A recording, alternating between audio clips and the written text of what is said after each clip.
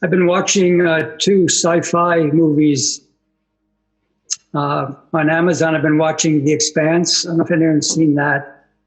And on Netflix, I've been watching Altered Carbon.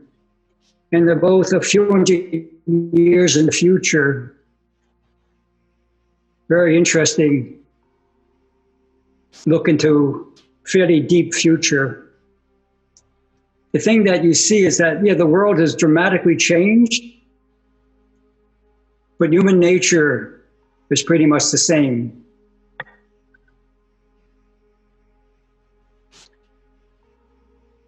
And I think what we need to do now is to think for generations down the road. The world's going to look very different, probably unimaginable to us, just like the world now is unimaginable to people 100 years ago. But the important thing is that there's the core human values that we want to see fostered in humanity. That I think we need to do now. We need to project that now, live that now. What type of world do we want to see for our great, great, great grandchildren?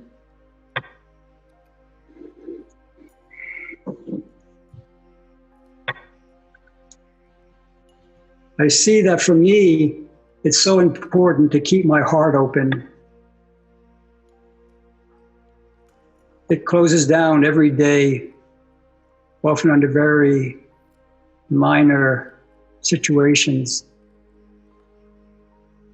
And I see it's such an important practice for me to observe that, in a way, honor it,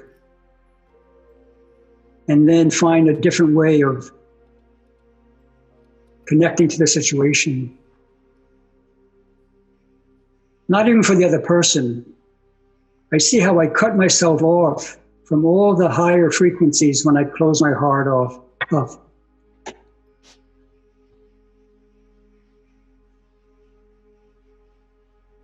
And it's a big project.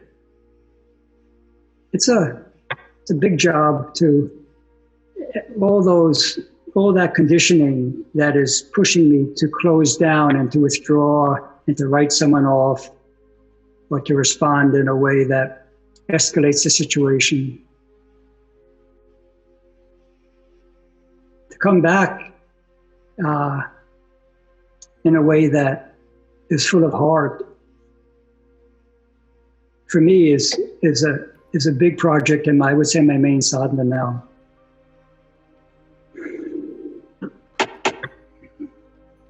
So I recommend that everyone can watch what happens when the heart starts to close down.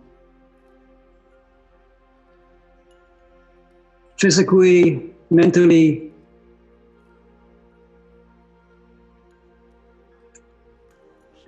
When we have all this stress and anxiety, I think it does lead to more easily to fall into irritability.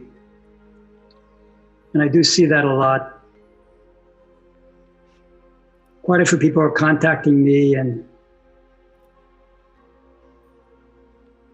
I can see how this anxiety leads to irritability. So I want to open it up to hear from you also.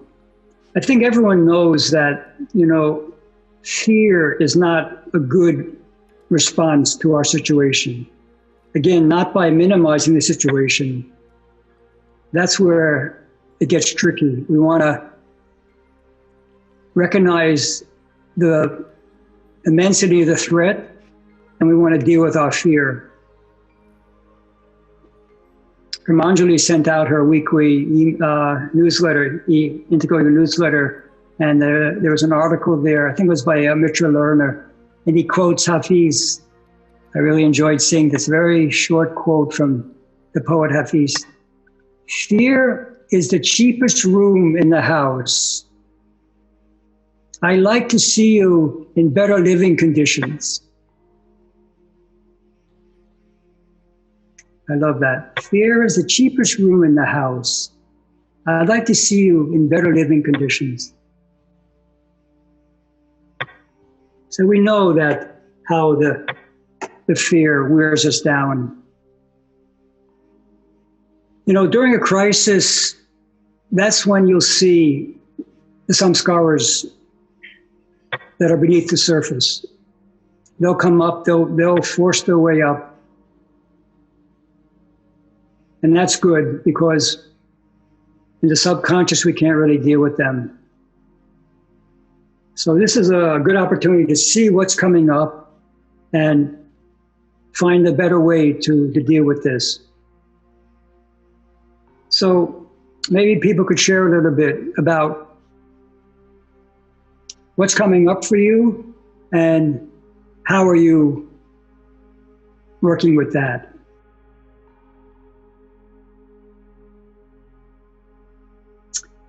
If anyone has achieved that, maybe they should answer.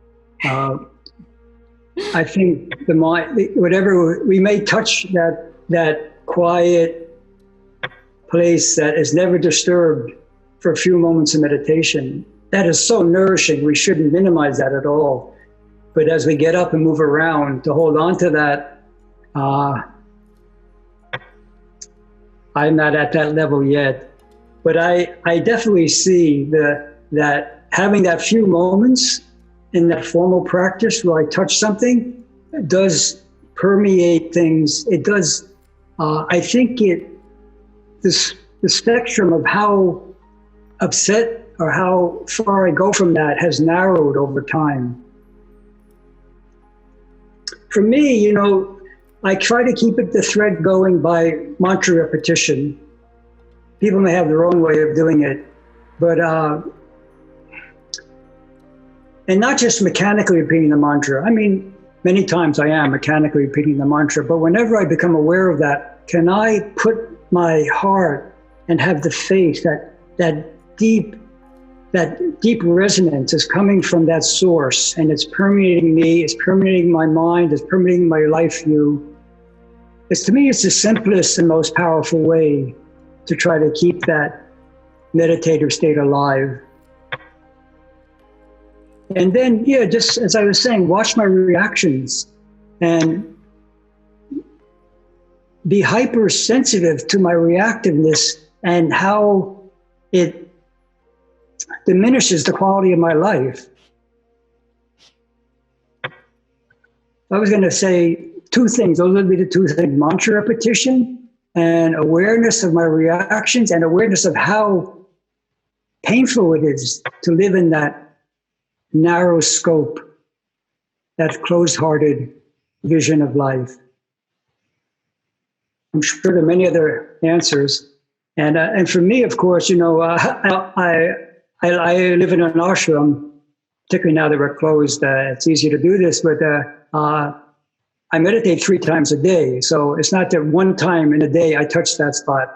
I'll touch it in the morning, I'll lose it, I have another chance to touch it at noon, and then in the evening. So I would say during this time, if you can, you know, do more than one meditation a day, that would be very good. I've been reading Krishna Dasa's biography, I think Chant for Life, mostly about his guru, Neem Kroli Baba. And his guru said in a very simple way that may be an answer to Shankar's question also. Someone asked some question about something along the lines of how to lead a spiritual life. And Maharaj Ji said, be kind to everyone. Try to stay out of quarrels. It's easier to get into quarrels. Stay out of quarrels if you can. And focus on what you're doing. And everything will turn out okay. I like that last part. You focus on what you're doing. Don't worry about the whole picture. You have a part in the picture.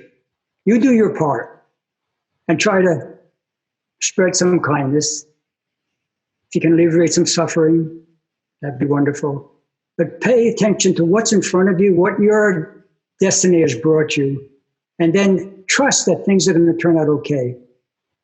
I think a big part of Shankar's question about, staying calm is having some level of trust that things are going to turn out okay. And as I said in that movie about the hotel in India, if things are going to turn out okay in the end. If it's not okay, it means it's not the end yet. So I'm a deep believer in that philosophy.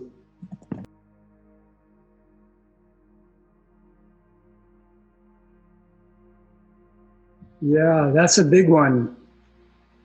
I understand the need for social distancing, but social isolation can be problematic. I like the fact that I live in a community, so we are keeping our distance somewhat, but everyone's still around. Yeah, at a time when, usually in a crisis, it's so good to have social support. And if we're just sitting in our room watching the death count go up, we're really going to sink into a low place. So it's so important that we have something constructive to do at this time. Everyone should have some project. We have some more time on our hands. It's so important to use that well.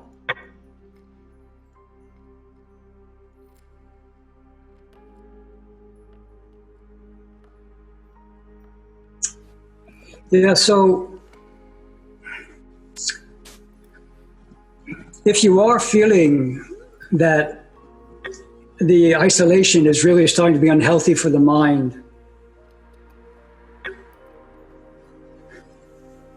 I think everyone has to have, like Parvati says, some plan, some discipline.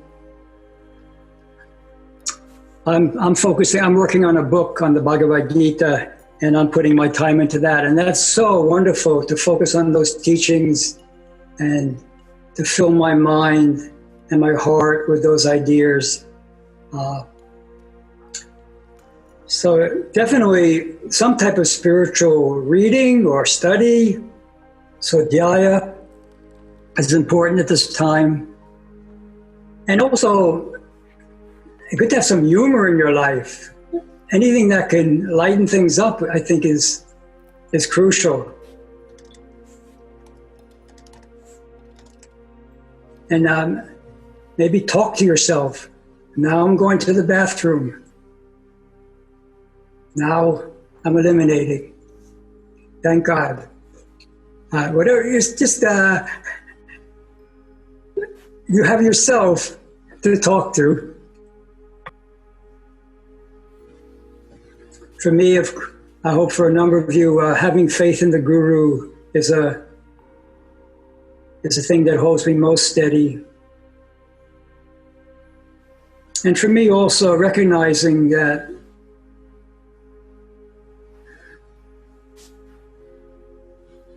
there's a dreamlike quality to this level of existence, which doesn't mean that we don't take it seriously, but there will come a time when we experience another reality. So I think we should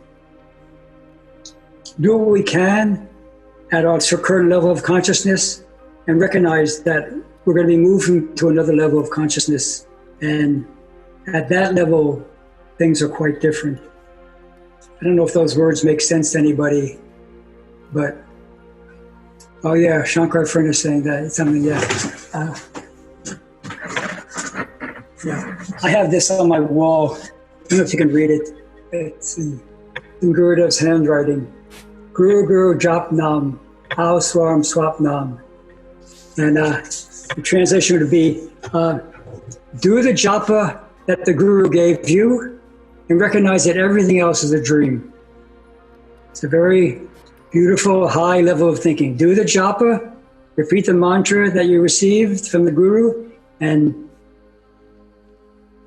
don't get caught up in too obsessed with this level. The main thing we should do at this level is take good care of our instruments and see how we can use them in the service of others. So let's conclude with 3 Shramakam mantras for the welfare of everybody, even encouraging this virus. We wish this virus well in our own way, but it can move on and hopefully leave us alone, and feel that this really, the Mahamrityunjaya mantra really is something that sends powerful energy out into the world. Om Trayambakam Yajamahe Sugandhim Pushtivardhanam Urvaru Kamive Bandhanan Mrityor Mukshya Mamritat. Om Trayambakam Yajamahe Sugandhim Pushtivardhanam Urvaru Kamive Bandhanan Mrityor Mukshya Mamritat. Om Trayambakam Yajamahe Sugandhim Pushtivardhanam Urvaru Kamive Bandhanan Mrityor Mukshya Mamritat. Om Shanti Shanti Shanti. And let's really send out positive energy into the world now. Loka samasta sukhino bhavantu. May the entire universe be filled with peace and joy, love and light. May the light of truth overcome all darkness. Victory to that light. Jai Shri Satguru Maharaj Ki Jai.